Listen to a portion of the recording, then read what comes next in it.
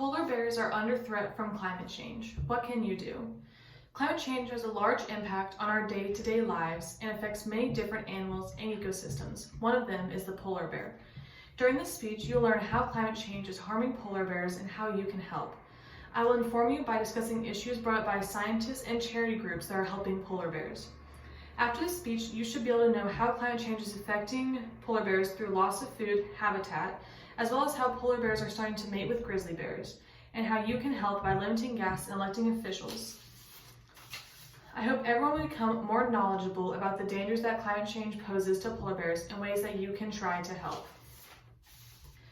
To start off, Henry Fountain from the New York Times says that polar bears are facing many different dangers due to climate change. One of them is that the 19 different types of polar bears, all the way from Alaska to Siberia, are nearly all going to be wiped out due to the loss of sea ice. Polar bears hunt seals using the ice and prefer to live there. Loss of sea ice causes polar bears to travel inland in search of alternative food sources. Being this far will cause polar bears to fast, which will cause mothers to not be able to nurse their cubs. If polar bear moms can't nurse, the population will decline. The loss of ice due to greenhouse gas emissions will cause some polar bear populations to sadly be lost to us.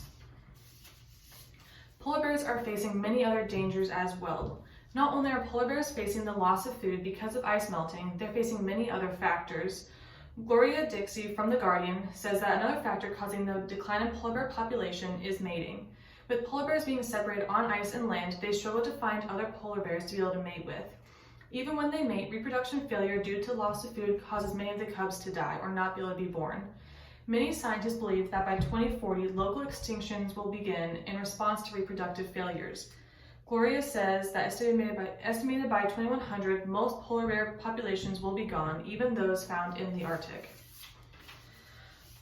One issue scientists are beginning to see is mating between polar bears and other types of bears.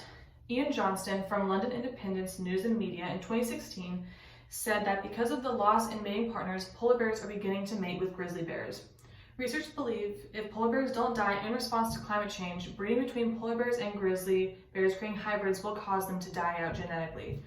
Grizzly bears are starting to roam north in response to climate change. Canada is starting to see bears that are 3/4 grizzly and 1/4 polar bear. Although unfortunate that grizzly bears will genetically eat up polar bears, grizzly bears are more conditioned to survive and live on land.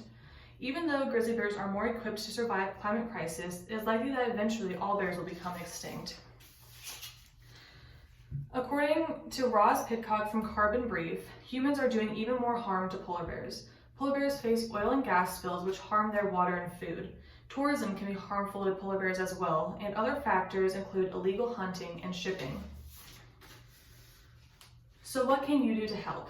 According to Polar Bears International, a charity group you can donate to, many ways to try and help polar bears can be through limiting your gas intake.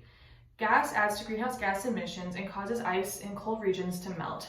You can also vote for elected officials who will help battle the climate crisis. More energy efficient households, like having solar and wind-based power in your home. You can try to be more responsible with food and have produce that is sold locally. You can also donate to organizations such as Polar Bears International. In conclusion, polar bears face many harmful factors causing them to be on the brink of extinction. They have difficulty finding food due to ice loss, mating, harmful human factors such as oil and gas spills, and the possibility of genetically losing polar bears due to mating grizzlies. Many subpopulations are already starting to go extinct. There are still many things we can still try and do to help them.